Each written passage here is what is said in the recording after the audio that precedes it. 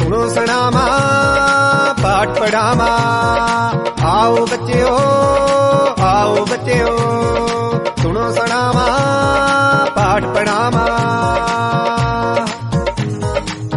तो सुन के हुंदा पूरा याद सैंस पंजाबी अते हिसाब, ओ लगे अंग्रेजी भी प्यारी, हिंदी समाज क पढ़ लो सारी, चंगियां गल्लां गीत भी गावा, सुनो सनावा पाठ पढ़ावा, सुनो सनावा पाठ पढ़ावा।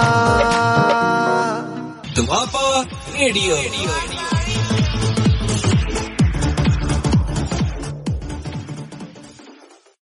बहुत ही प्यारे विद्यार्थियों, सत श्री अकाल। मैं डॉक्टर परमिंदर सिंह, मुख अध्यापक सरकारी हाई स्कूल कमालपुर, ਜ਼ਿਲ੍ਹਾ ਸੰਗਰੂਰ, 11ਵੀਂ ਜਮਾਤ ਦੇ ਵਿਦਿਆਰਥੀਆਂ ਲਈ ਵਾਤਾਵਰਨ ਸਿੱਖਿਆ ਵਿਸ਼ੇ ਦਾ ਪਹਿਲਾ ਅਧਿਆਇ ਵਾਤਾਵਰਨ ਦਾ ਅਧਿਐਨ ਕਰਵਾਵਾਂਗਾ। ਪਿਆਰੇ ਵਿਦਿਆਰਥੀਓ, ਵਾਤਾਵਰਨ ਸ਼ਬਦ ਦਾ ਅਰਥ ਹੈ ਸਾਡਾ ਆਲਾ ਦੁਆਲਾ। ਜੋ ਵੀ ਸਾਡਾ ਆਲਾ ਦੁਆਲਾ ਹੈ, ਇਸ ਨੂੰ ਵਾਤਾਵਰਨ ਕਿਹਾ ਜਾਂਦਾ ਹੈ। ਇਸ ਨੂੰ ਅੰਗਰੇਜ਼ੀ ਦੇ ਵਿੱਚ ਇਨਵਾਇਰਨਮੈਂਟ ਕਿਹਾ ਜਾਂਦਾ ਹੈ। ਵਾਤਾਵਰਨ ਸਾਡੇ ਜੀਵਨ 'ਤੇ ਬਹੁਤ ਪ੍ਰਭਾਵ ਪਾਉਂਦਾ ਹੈ। ਕਿਰਿਆਤਮਕ ਰੂਪ ਵਿੱਚ ਵਾਤਾਵਰਨ ਇੱਕ ਖਾਸ ਮਾਧਿਅਮ ਜਾਂ ਚੌਗਿਰਦਾ ਹੈ, ਜਿਹੜਾ ਕਿ ਜੀਵਾਂ ਦੇ ਅਨੁਕੂਲਨ ਲਈ ਉਹਨਾਂ ਉੱਪਰ ਪਰਸਪਰ ਪ੍ਰਭਾਵ ਪਾਉਂਦਾ ਹੈ। ਇਸ ਨੂੰ ਕੁਦਰਤੀ ਵਾਤਾਵਰਨ, ਨੈਚੁਰਲ ਇਨਵਾਇਰਨਮੈਂਟ ਕਹਿੰਦੇ ਹਨ। ਪਿਆਰੇ ਵਿਦਿਆਰਥੀਓ, ਵਾਤਾਵਰਨ ਸਾਡੀ ਜ਼ਿੰਦਗੀ 'ਤੇ ਬਹੁਤ ਪ੍ਰਭਾਵ ਪਾਉਂਦਾ ਹੈ। ਪੁਰਾਤਨ ਸਮੇਂ ਦੇ ਵਿੱਚ ਮਨੁੱਖ ਵਾਤਾਵਰਨ ਦੀ ਰੱਖਿਆ ਕਰਦਾ ਸੀ, ਕੁਦਰਤ ਦੇ ਨਾਲ ਇਕਸੁਰਤਾ ਵਿੱਚ ਰਹਿੰਦਾ ਸੀ ਅਤੇ ਵਾਤਾਵਰਨ ਨੂੰ ਪ੍ਰਦੂਸ਼ਣ ਹੋਣ ਤੋਂ ਰੋਕਦਾ ਸੀ। ਇਸ ਲਈ ਉਸ ਸਮੇਂ ਵਿੱਚ ਬਹੁਤ ਘੱਟ ਬਿਮਾਰੀਆਂ ਸਨ, ਪਰੰਤੂ ਹੌਲੀ ਹੌਲੀ ਅਜੋਕੇ ਸਮੇਂ ਵਿੱਚ ਆਉਂਦੇ ਆਉਂਦੇ ਮਨੁੱਖ ਨੇ ਕੁਦਰਤ ਦਾ ਸ਼ੋਸ਼ਣ ਕਰਨਾ ਸ਼ੁਰੂ ਕਰ ਦਿੱਤਾ, ਜਿਸ ਦੇ ਨਾਲ ਮਨੁੱਖ ਨੇ ਵਾਤਾਵਰਨ ਨੂੰ ਪ੍ਰਦੂਸ਼ਿਤ ਕਰਨਾ ਸ਼ੁਰੂ ਕਰ ਦਿੱਤਾ ਅਤੇ ਜਿਸ ਦੇ ਨਾਲ ਸਾਨੂੰ ਬਹੁਤ ਸਾਰੀਆਂ ਬਿਮਾਰੀਆਂ ਅਤੇ ਵਾਤਾਵਰਨਕ ਸਮੱਸਿਆਵਾਂ ਦਾ ਸਾਹਮਣਾ ਕਰਨਾ ਪੈ ਰਿਹਾ ਹੈ। ਵੱਖ ਵੱਖ ਵਾਤਾਵਰਨ ਜਿਵੇਂ ਮਾਰੂਥਲ, ਮੈਦਾਨੀ ਖੇਤਰ, ਇਹਨਾਂ ਖੇਤਰਾਂ ਵਿੱਚ ਰਹਿਣ ਦੀਆਂ ਸਥਿਤੀਆਂ, ਵਾਤਾਵਰਨ ਸਥਿਤੀਆਂ ਇੱਕ ਦੂਜੇ ਦੇ ਨਾਲੋਂ ਭਿੰਨ ਹੁੰਦੀਆਂ ਹਨ। ਪਿਆਰੇ ਵਿਦਿਆਰਥੀਓ, ਇਸ ਅਧਿਆਇ ਵਿੱਚ ਅਸੀਂ ਵਾਤਾਵਰਨ ਦੇ ਅੰਗ, ਇਹਨਾਂ ਦੇ ਪਸਾਰ, ਵਾਤਾਵਰਨ ਸਰਗਰਮੀਆਂ ਵਿੱਚ ਮਨੁੱਖ ਦੀ ਕਿਰਿਆਸ਼ੀਲਤਾ, ਵਾਤਾਵਰਨ ਅਤੇ ਸਮਾਜ, ਭਾਰਤੀ ਪਰੰਪਰਾਵਾਂ, ਰੀਤੀ ਰਿਵਾਜ, ਸੱਭਿਆਚਾਰ, ਵਾਤਾਵਰਨ ਦੇ ਬਾਰੇ ਅਧਿਐਨ ਕਰਾਂਗੇ। ਸੋ ਪਹਿਲਾ ਟੌਪਿਕ ਸਾਡਾ ਹੈ ਵਾਤਾਵਰਨ ਦੇ ਅੰਗ, ਕੰਪੋਨੈਂਟਸ ਆਫ ਇਨਵਾਇਰਨਮੈਂਟ। ਪਿਆਰੇ ਵਿਦਿਆਰਥੀਓ, ਵਾਤਾਵਰਨ ਦੇ ਅੰਗਾਂ ਨੂੰ ਦੋ ਸ਼੍ਰੇਣੀਆਂ ਵਿੱਚ ਵੰਡਿਆ ਜਾ ਸਕਦਾ ਹੈ। ਪਹਿਲਾ ਅਜੈਵਿਕ ਅੰਗ, ਏਬਾਇਟਿਕ ਕੰਪੋਨੈਂਟਸ। ਦੂਸਰਾ ਜੈਵਿਕ ਅੰਗ, ਬਾਇਓਟਿਕ ਕੰਪੋਨੈਂਟਸ। ਅਜੈਵਿਕ ਅੰਗ, ਏਬਾਇਟਿਕ ਕੰਪੋਨੈਂਟਸ, ਇਹ ਨਿਰਜੀਵ ਅੰਗ ਹਨ। ਇਹਨਾਂ ਵਿੱਚ ਤਿੰਨ ਮੁੱਖ ਕਾਰਕ ਹਨ। ਪਹਿਲਾ ਜਲਵਾਯੂ ਕਾਰਕ, ਜਿਵੇਂ ਊਰਜਾ, ਵਰਖਾ, ਸੂਰਜੀ ਕਿਰਨਾਂ, ਤਾਪਮਾਨ, ਵਾਯੂ, ਜਲ ਤਰੰਗਾਂ। ਦੂਸਰਾ ਕਾਰਕ ਰਸਾਇਣਿਕ ਕਾਰਕ, ਜਿਸ ਦੇ ਵਿੱਚ ਸਾਰੀਆਂ ਗੈਸਾਂ ਜਿਵੇਂ ਆਕਸੀਜਨ, ਕਾਰਬਨ ਡਾਈਆਕਸਾਈਡ, ਨਾਈਟ੍ਰੋਜਨ, ਤੇਜ਼ਾਬੀਪਣ, ਖਾਰਾਪਣ, ਪੌਦਿਆਂ ਦੇ ਅਕਾਰਬਨਿਕ ਪੋਸ਼ਕ ਤੱਤ, ਤੇ ਤੀਸਰਾ ਭੌਤਿਕ ਕਾਰਕ ਜਿਵੇਂ ਭੂਮੀ, ਹਵਾ, ਪ੍ਰਕਾਸ਼ ਸ਼ਾਮਲ ਹਨ। ਭਾਵੇਂ ਤਿੰਨ ਹੀ ਕਾਰਕ ਨਿਰਜੀਵ ਹਨ, ਪਰੰਤੂ ਫਿਰ ਵੀ ਇਹ ਸਾਰੇ ਅੰਗ ਮਨੁੱਖ ਅਤੇ ਹੋਰਾਂ ਜੀਵਾਂ ਦੇ ਜੀਵਨ ਲਈ ਬਹੁਤ ਜ਼ਿਆਦਾ ਜ਼ਰੂਰੀ ਹਨ। ਦੂਸਰਾ ਜੈਵਿਕ ਅੰਗ ਬਾਇਓਟਿਕ ਕੰਪੋਨੈਂਟਸ। ਇਹ ਵਾਤਾਵਰਣ ਦੇ ਸਜੀਵ ਅੰਗ ਹਨ। ਇਹਨਾਂ ਵਿੱਚ ਸੂਖਮ ਜੀਵ, ਨਖੇੜਕ, ਪੌਦੇ ਜਿਨ੍ਹਾਂ ਨੂੰ ਉਤਪਾਦਕ, ਮਨੁੱਖ ਸਮੇਤ ਸਾਰੇ ਪ੍ਰਾਣੀ ਜਿਨ੍ਹਾਂ ਨੂੰ ਖਪਤਕਾਰ ਕਿਹਾ ਜਾਂਦਾ ਹੈ। ਵਾਤਾਵਰਣ ਦੇ ਦੋਵੇਂ ਅੰਗ ਭਾਵ ਜੈਵਿਕ ਅਤੇ ਅਜੈਵਿਕ ਅੰਗ ਦੀ ਪਰਸਪਰ ਕਿਰਿਆ ਇੱਕ ਟਿਕਾਊ ਅਤੇ ਆਤਮ ਨਿਰਭਰ ਢਾਂਚੇ ਨੂੰ ਜਨਮ ਦਿੰਦੀ ਹੈ। ਇਹ ਪਰਸਪਰ ਪ੍ਰਭਾਵ ਊਰਜਾ ਇੱਕ ਮਹੱਤਵਪੂਰਨ ਭੂਮਿਕਾ ਅਦਾ ਕਰਦੀ ਹੈ। ਜਿਵੇਂ ਕਿ ਤੁਸੀਂ ਜਾਣਦੇ ਹੀ ਹੋ, ਸਾਡੀ ਊਰਜਾ ਦਾ ਮੁੱਖ ਸਰੋਤ ਸੂਰਜ ਹੈ। ਸੂਰਜੀ ਊਰਜਾ ਜਦੋਂ ਧਰਤੀ 'ਤੇ ਪੈਂਦੀ ਹੈ ਤਾਂ ਹਰੇ ਪੌਦਿਆਂ ਰਾਹੀਂ ਸੂਰਜੀ ਊਰਜਾ ਤੋਂ ਪ੍ਰਕਾਸ਼ ਸੰਸ਼ਲੇਸ਼ਣ ਕਿਰਿਆ ਦੇ ਰਾਹੀਂ ਆਪਣਾ ਭੋਜਨ ਤਿਆਰ ਕੀਤਾ ਜਾਂਦਾ ਹੈ। ਬਹੁਤ ਸਾਰੇ ਜੀਵ ਇਹਨਾਂ ਪੌਦਿਆਂ 'ਤੇ ਸਿੱਧੇ ਜਾਂ ਅਸਿੱਧੇ ਨਿਰਭਰ ਕਰਦੇ ਹਨ। ਇਸ ਤੋਂ ਭਾਵ ਇਹ ਹੋਇਆ ਕਿ ਬਹੁਤ ਸਾਰੇ ਜੀਵ ਜੰਤੂ ਸਿੱਧੇ ਜਾਂ ਅਸਿੱਧੇ ਤਰੀਕੇ 'ਤੇ ਊਰਜਾ 'ਤੇ ਨਿਰਭਰ ਕਰਦੇ ਹਨ। ਜੀਵਾਂ ਦੀ ਮੌਤ ਹੋਣ ਤੋਂ ਬਾਅਦ ਨਖੇੜਕ, ਜਿਨ੍ਹਾਂ ਨੂੰ ਡੀਕੰਪੋਜ਼ਰ ਵੀ ਕਿਹਾ ਜਾਂਦਾ ਹੈ, ਇਹਨਾਂ ਮ੍ਰਿਤਕ ਸਰੀਰਾਂ ਦਾ ਵਿਘਟਨ ਕਰਦੇ ਹਨ ਅਤੇ ਫਿਰ ਤੋਂ ਉਹ ਊਰਜਾ ਵਾਤਾਵਰਣ ਦੇ ਵਿੱਚ ਵਾਪਸ ਤਬਦੀਲ ਕਰ ਦਿੰਦੇ ਹਨ। ਦੂਸਰਾ ਟੌਪਿਕ ਹੈ ਵਾਤਾਵਰਣ ਦੇ ਪਸਾਰ, ਡਾਇਮੈਂਸ਼ਨਸ ਆਫ ਇਨਵਾਇਰਨਮੈਂਟ। ਵਾਤਾਵਰਣ ਦੇ ਮੇਨ ਮੁੱਖ ਤਿੰਨ ਪਸਾਰ ਹਨ। ਨੰਬਰ 1 ਭੌਤਿਕ ਵਾਤਾਵਰਣ, ਨੰਬਰ 2 ਜੈਵਿਕ ਵਾਤਾਵਰਣ, ਨੰਬਰ 3 ਸਮਾਜਿਕ ਵਾਤਾਵਰਣ। ਤਾਂ ਵਾਤਾਵਰਣ ਦੇ ਅਸੀਂ ਕਿੰਨੇ ਪਸਾਰ ਕੀਤੇ ਹਨ? 3, ਭੌਤਿਕ ਵਾਤਾਵਰਣ, ਜੈਵਿਕ ਵਾਤਾਵਰਣ ਤੇ ਸਮਾਜਿਕ ਵਾਤਾਵਰਣ। ਤਾਂ ਸਭ ਤੋਂ ਪਹਿਲਾਂ ਅਸੀਂ ਭੌਤਿਕ ਵਾਤਾਵਰਣ ਦੀ ਗੱਲ ਕਰਾਂਗੇ। ਭੌਤਿਕ ਵਾਤਾਵਰਣ ਦੇ ਵੀ 3 ਅੰਗ ਹਨ: ਵਾਯੂਮੰਡਲ, ਐਟਮੋਸਫੀਅਰ, ਜਲ ਮੰਡਲ, ਹਾਈਡਰੋਸਫੀਅਰ ਅਤੇ ਥਲ ਮੰਡਲ, ਲਿਥੋਸਫੀਅਰ। ਹੁਣ ਅਸੀਂ ਇਹਨਾਂ ਵਿੱਚੋਂ ਬਾਰੀ-ਬਾਰੀ ਅਧਿਐਨ ਕਰਾਂਗੇ। ਸਭ ਤੋਂ ਪਹਿਲਾਂ ਐਟਮੋਸਫੀਅਰ, ਵਾਯੂਮੰਡਲ।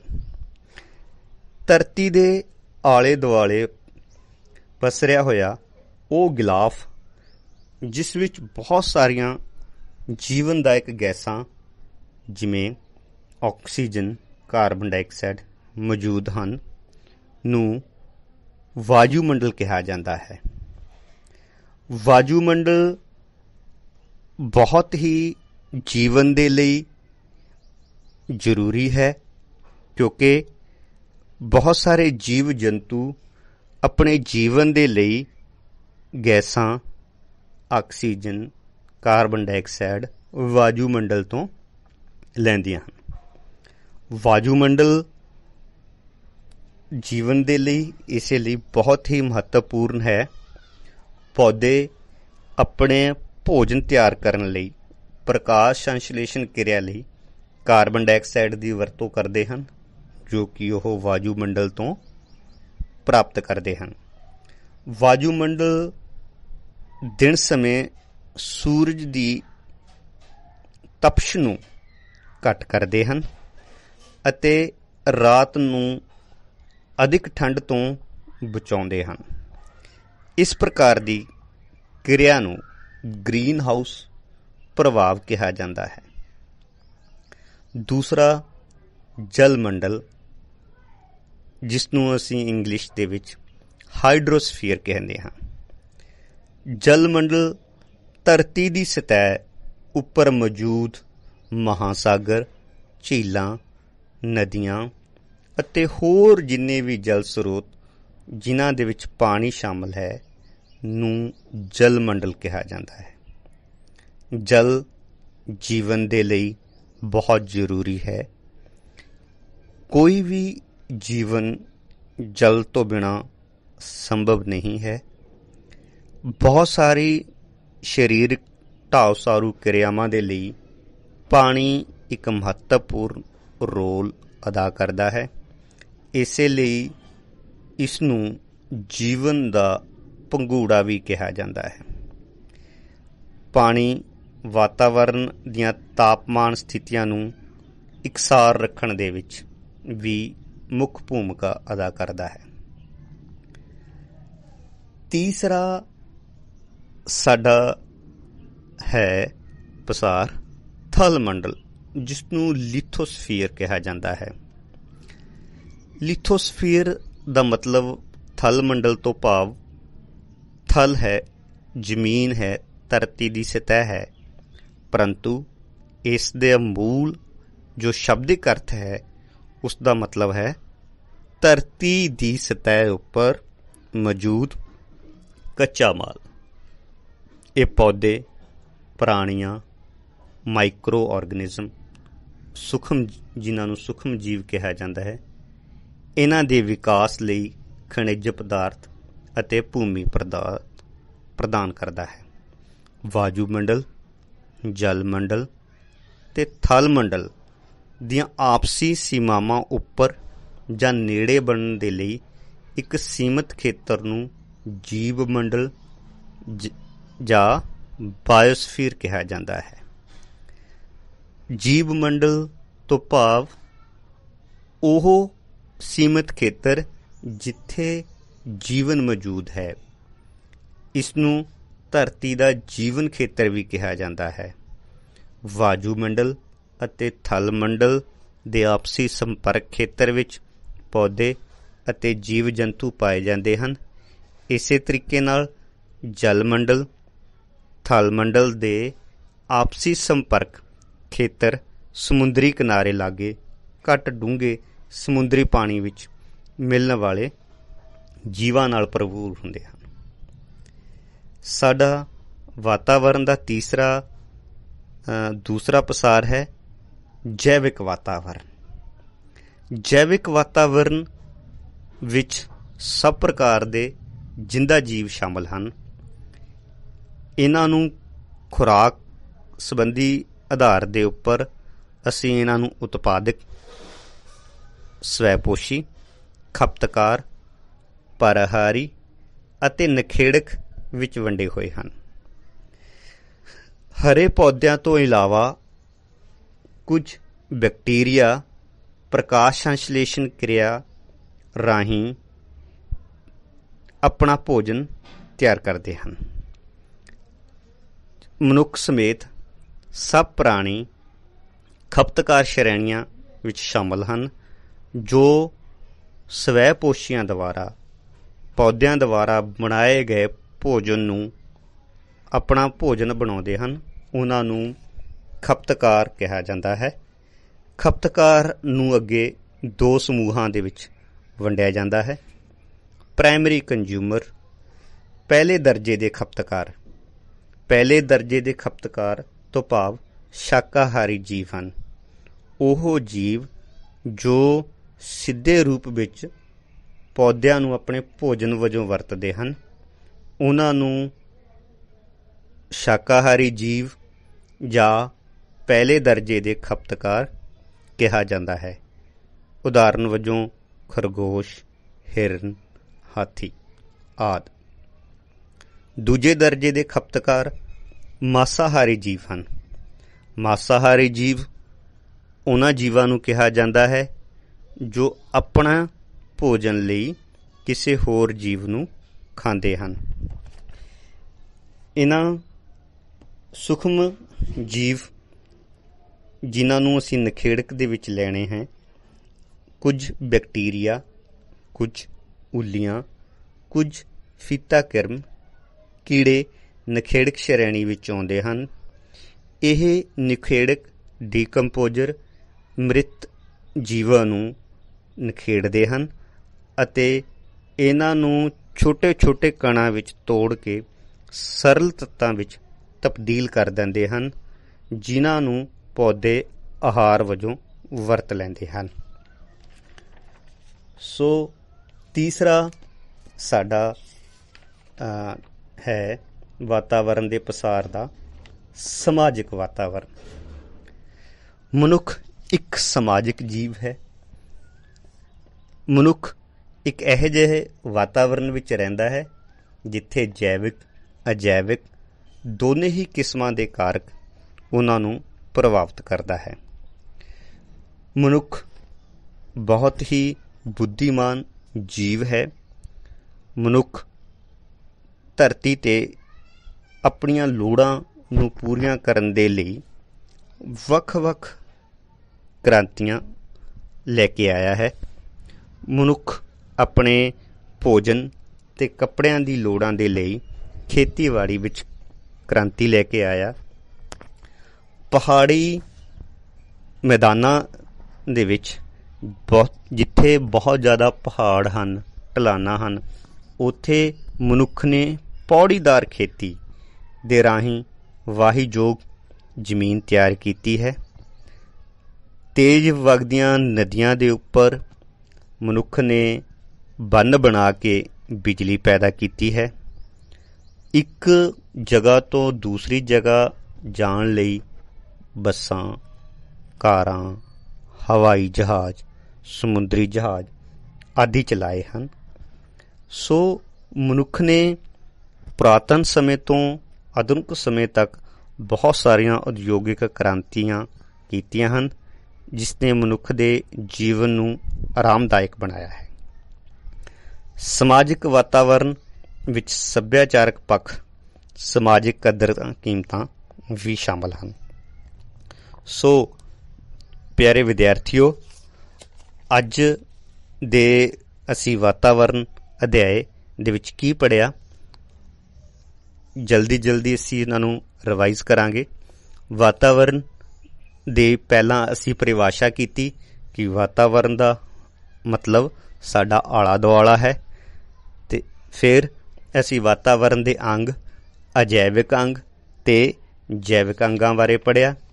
ਉਸ ਤੋਂ ਬਾਅਦ ਅਸੀਂ ਵਾਤਾਵਰਨ ਦੇ ਪਸਾਰ, ਡਾਇਮੈਂਸ਼ਨਸ ਆਫ ਇਨਵਾਇਰਨਮੈਂਟ, ਜਿਸ ਦੇ ਵਿੱਚ ਅਸੀਂ ਭੌਤਿਕ ਵਾਤਾਵਰਨ ਦੇ ਵਿੱਚ ਅੱਗੇ ਅਸੀਂ ਵਾਯੂਮੰਡਲ, ਜਲ ਮੰਡਲ ਅਤੇ ਥਲ ਮੰਡਲ ਦਾ ਅਧਿਐਨ ਕੀਤਾ ਹੈ। ਉਸ ਤੋਂ ਬਾਅਦ ਸਾਡਾ ਜੈਵਿਕ ਵਾਤਾਵਰਨ ਦੇ ਵਿੱਚ ਅਸੀਂ ਉਤਪਾਦਕ, ਸਵੈਪੋਸ਼ੀ, ਖਪਤਕਾਰ, ਪਰਹਾਰੀ ਅਤੇ ਨਖੇੜਕ ਦੇ ਬਾਰੇ ਪੜ੍ਹਿਆ ਹੈ। ਖਪਤਕਾਰ ਸ਼੍ਰੇਣੀ ਦੇ ਵਿੱਚ ਅਸੀਂ ਸ਼ਾਕਾਹਾਰੀ ਜੀਵ ਅਤੇ ਮਾਸਾਹਾਰੀ ਜੀਵਾਂ ਦੇ ਬਾਰੇ ਅਧਿਐਨ ਕੀਤਾ ਹੈ। ਤੀਸਰਾ, ਅਸੀਂ ਸਮਾਜਿਕ ਵਾਤਾਵਰਨ ਦੇ ਬਾਰੇ ਗੱਲ ਕੀਤੀ ਹੈ ਕਿ ਕਿਸ ਤਰੀਕੇ ਨਾਲ ਮਨੁੱਖ ਨੇ ਆਪਣੇ ਸਮਾਜ ਵਿੱਚ ਰਹਿੰਦੇ ਹੋਏ ਆਪਣੇ ਜੀਵਨ ਨੂੰ ਬਹੁਤ ਹੀ ਆਰਾਮਦਾਇਕ ਬਣਾਇਆ ਹੈ। ਇਸ ਚੈਪਟਰ ਦਾ ਬਾਕੀ ਰਹਿੰਦਾ ਅਸੀਂ ਅਗਲੇ ਲੈਕਚਰ ਦੇ ਵਿੱਚ ਕਰਾਂਗੇ। Thank you. ਜੈ ਹਿੰਦ। ਦੁਆਬਾ ਰੇਡੀਓ।